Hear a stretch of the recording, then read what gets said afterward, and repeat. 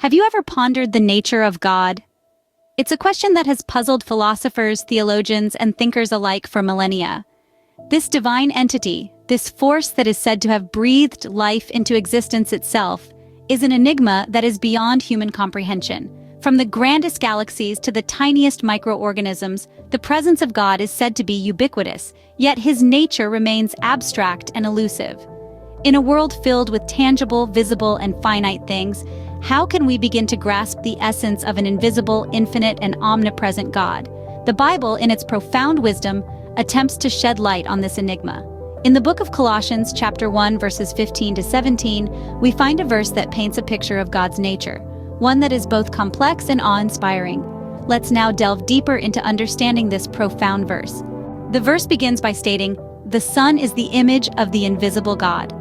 In our quest to comprehend the divine, we find ourselves faced with a conundrum. God, in his infinite nature, is invisible and intangible, yet we yearn for something tangible, something we can understand and relate to. Here, we find our answer. The Son, Jesus Christ, is presented as the image of the invisible God. Let's unravel this a bit. An image is a representation, a likeness. When we look at a picture of a loved one, we see their face, their expressions, and it reminds us of who they are. In the same vein, Jesus Christ, as the image of the invisible God, is the perfect representation of God's nature. This concept is so profound because it pulls back the veil on the nature of God. It brings God within our grasp, within our comprehension. Jesus Christ, in his teachings, his actions, his love, and his sacrifice, exemplifies God's nature. He is the embodiment of God's love, God's grace, and God's mercy. When we see Jesus showing compassion to the marginalized, we see God's heart for the oppressed. When we see Jesus forgiving those who wronged him, we see God's boundless mercy. When we see Jesus willingly laying down his life, we see God's profound love for humanity. This understanding helps us move beyond the abstract notion of God. It makes God relatable, it makes God accessible, and it makes God's love palpable. This understanding also has implications for us. As followers of Christ, we're called to be imitators of God. And now we have an image, a model to guide us. We're called to love as Jesus loved, to show mercy as Jesus showed mercy, and to extend grace as Jesus extended grace. So when we contemplate the phrase, "The Son is the image of the invisible God," we're not just acknowledging a theological truth. We're embracing a path to understanding God and a guide to living out our faith. As we move forward, we'll see how this image of God has influenced creation. Next, the verse says, "The firstborn over all creation." Now let's delve into the profound meaning of this phrase. The term firstborn doesn't merely refer to birth order. In biblical context, it holds much more weight. It symbolizes preeminence, superiority, and authority. When we speak of Jesus as the firstborn, it's about acknowledging his supremacy over all creation. The term firstborn was also used in ancient cultures to denote the heir, the one who inherits everything. In this light, Jesus, being the firstborn, inherits all of God's creation. He holds a unique position, unparalleled and unmatched. But let's not confuse the term firstborn with the idea of Jesus being a created being. That is not the case. The term firstborn here is not about chronology, but about position. It's about Jesus's preeminent status. Think about it. The vast universe with its galaxies, stars, and planets, the earth with its diverse flora and fauna, the invisible realms of angels and spiritual beings, all are under the authority of Jesus, the firstborn over all creation. This authority isn't just about power, but responsibility too. Jesus, as the firstborn, is the steward of creation. He takes care of it, nurtures it, and holds it together. The term firstborn also implies a closeness to the Father. The firstborn in a family shares a special relationship with the parents, a sort of intimacy that comes with the position. Similarly, Jesus, as the firstborn over all creation, shares a unique closeness with God the Father. So when we say Jesus is the firstborn over all creation, we're acknowledging his authority, his closeness with the Father, and his role as the steward of all creation. We're recognizing his preeminence, his superiority, and his unique position. With this authority, it's evident that all creation is through him. For in him all things were created, things in heaven and on earth, visible and invisible.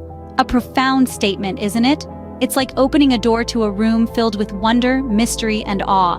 This part of the verse takes us on a journey to understanding our existence, our purpose, and our role in the grand scheme of things. Let's take a moment to ponder the magnitude of this. When we say all things were created through him, we are talking about everything. The vast, star-studded universe with its galaxies, black holes, and supernovas, down to the tiniest quark in a subatomic particle, all were created through him.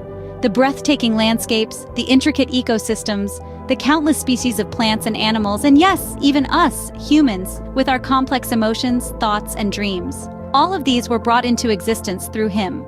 This concept is not just about the creation of physical things. It also encompasses the invisible. The laws of nature, the force of gravity, the passage of time, the feeling of love, the pursuit of knowledge. All these unseen but essential aspects of our existence were also created through him. Now, you might be wondering, what does this mean for me? Well, this understanding can bring a profound sense of purpose and meaning to our lives. Knowing that we are part of this grand design, that we are not accidents or afterthoughts, but intentional creations, can be incredibly empowering. It reminds us that we are here for a reason. We are part of a divine plan, intricately woven into the fabric of the universe. We are not mere spectators, but participants in this grand cosmic play. We are here to learn, to grow, to love, to contribute, to make a difference. We have a role to play, a purpose to fulfill, a destiny to pursue. But it doesn't end there. All things were not only created through him, but also for him. This will be our focus in the next part of our journey. Lastly, the verse states, "He is before all things, and in him all things hold together." These words offer a profound insight into the sustaining power of Jesus. Imagine, if you will, the universe as an intricate tapestry, with Jesus as the thread that weaves it all together. He is the binding force that maintains the balance, the cohesion, the harmony of it all. But what does this mean in practical terms? It means that nothing in our lives or in the world around us is arbitrary or meaningless. Every moment, every event, every person holds a unique place in the grand scheme of things. They are all part of the divine design, held together and given purpose by Jesus. This truth can have a profound impact on our understanding of our own lives. When we grasp that we are part of something much larger than ourselves, it can shift our perspective drastically. No longer are we adrift in a sea of random events. Instead, we are part of a purposeful narrative, held together by the sustaining power of Jesus. It infuses our lives with a sense of purpose and direction, and it doesn't stop at our personal lives. This concept extends to the world around us.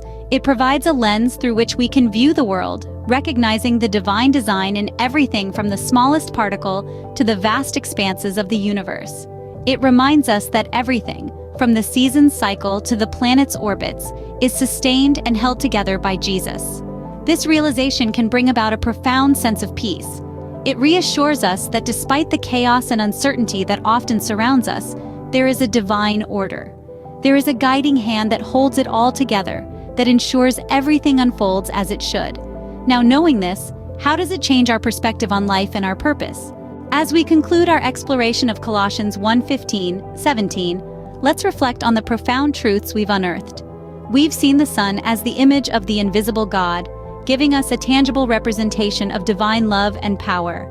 We've recognized him as the firstborn over all creation, establishing his authority and preeminence. We've delved into the understanding that all things, visible and invisible, were created through him and for him. This not only signifies the divine origin of everything, but also their purposeful creation for him.